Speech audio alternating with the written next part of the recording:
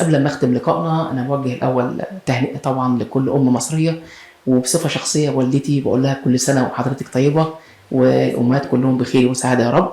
وفي كمان تهنئة طبعًا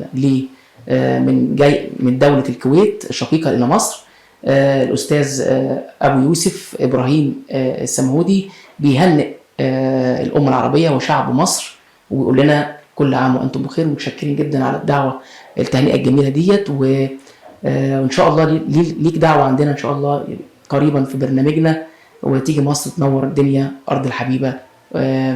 وفي نهاية حلقتنا بنشكر طبعًا ضيفتنا الجميلة اللي نورتنا النهارده، الفنانة الجميلة العظيمة، فنانة مصر والوطن العربي، منيا منير. شرفتينا وأنستينا ببرنامجنا، شكرا.